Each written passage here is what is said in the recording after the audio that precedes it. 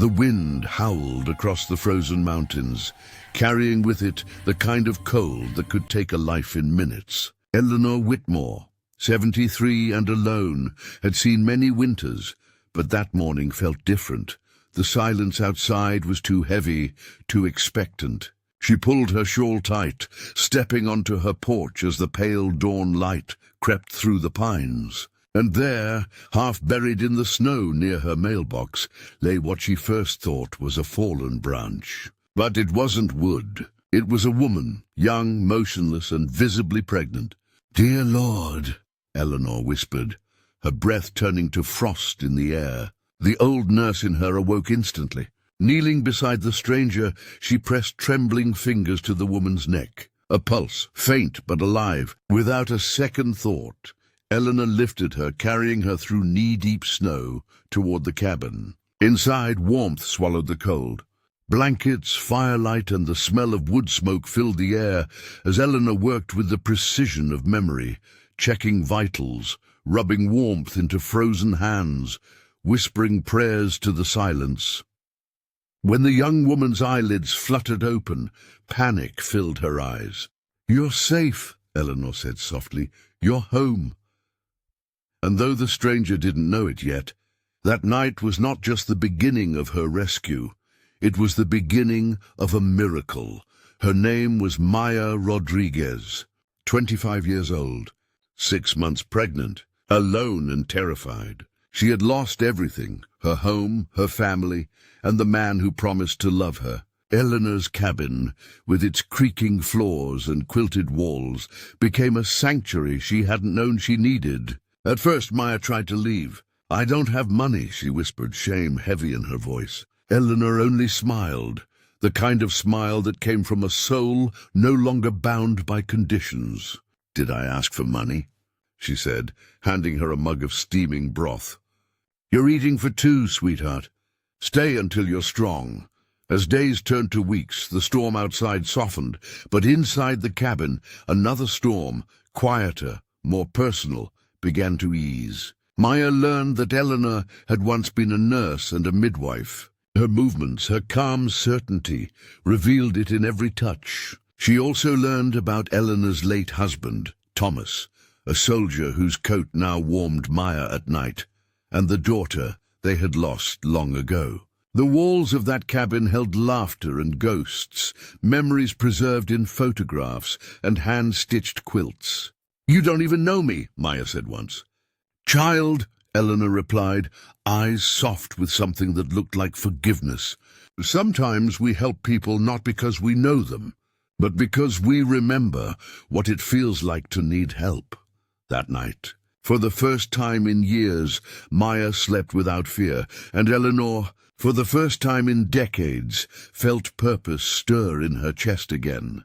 The bond between them deepened, woven together by shared silence and small kindnesses. But behind Eleanor's gentle smile lived a story she hadn't told in 43 years. One evening, as snow whispered against the window panes, she finally spoke. Her daughter, Sarah, had been 17 when she became pregnant, a secret the family tried to hide to avoid small-town judgment. They sent Sarah away to give birth in Denver, pretending she was helping her aunt, but Sarah never came home. Complications took her life 3 days after giving birth to a little girl she had named Hope. Eleanor's voice trembled as she spoke. "She died believing we were ashamed of her." The words hung heavy between them. Maya, silent and tearful, understood now why this old woman had opened her door to a stranger. This was more than charity. It was redemption. As the fire burned low, Eleanor retrieved a faded photograph, a girl in a graduation gown, smiling at a future she'd never see. "I can't change what happened," Eleanor whispered, "but maybe I can make something right." Maya took her hand. "You already have," she said softly. In that moment, 2 women from different worlds became family, one seeking forgiveness, the other a second chance. Winter melted slowly into spring, and with each sunrise, the cabin felt less like a refuge and more like a home.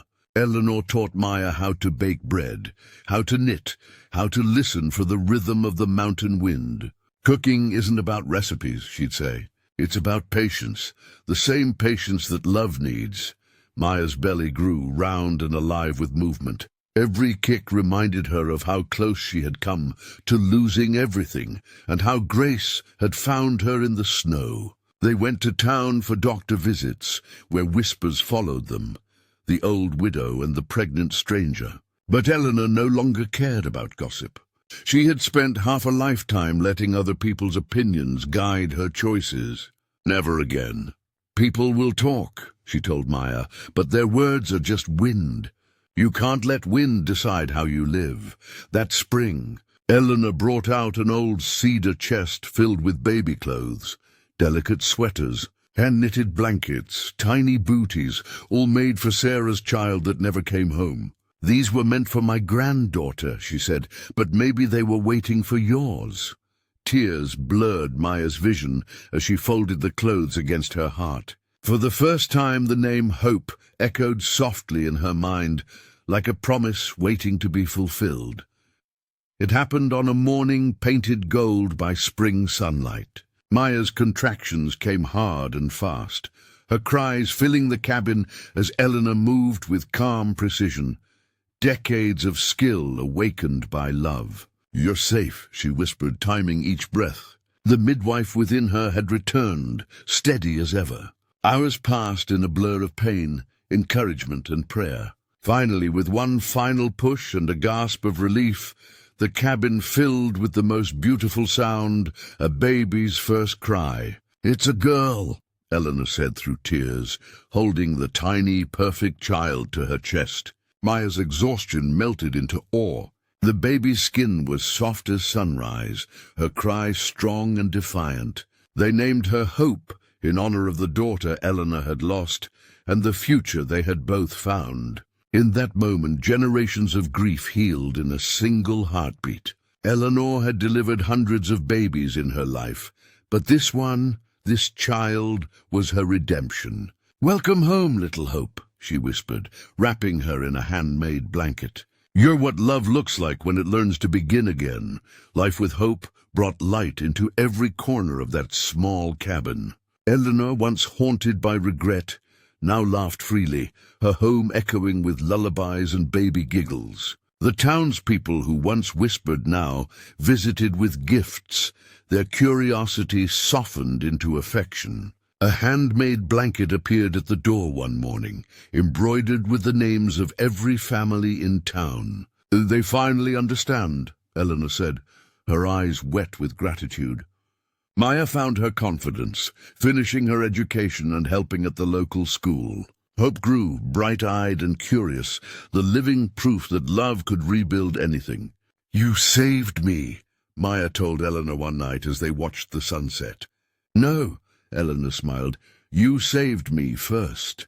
Their lives intertwined completely, not by blood but by choice. The cabin, once silent with sorrow, had become alive again, filled with the warmth of 3 generations, one past, one present, one future, all bound by grace.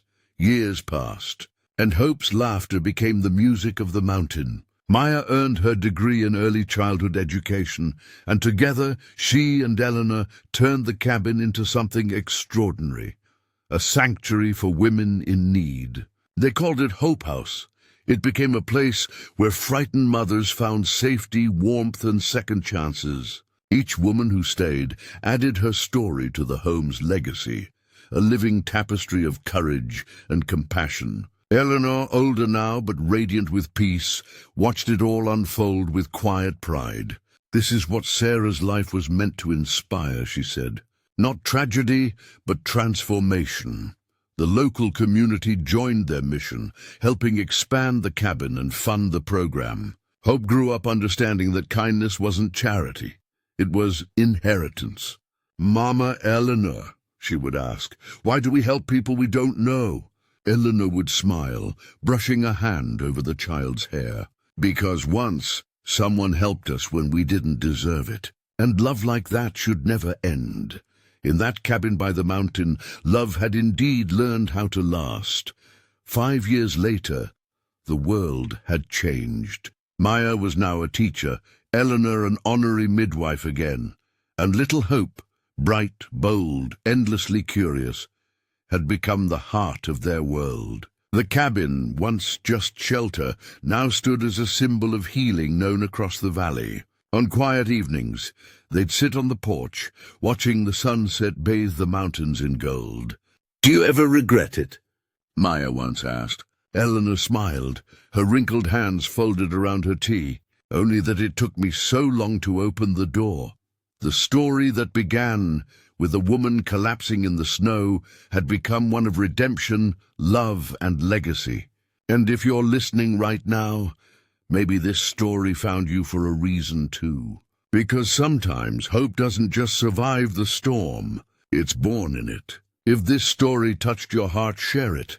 Not just the video, but the message. Kindness can rewrite any ending. Subscribe for more stories that remind us what it means to be human. And never forget, love's greatest miracles often begin with a single act of compassion.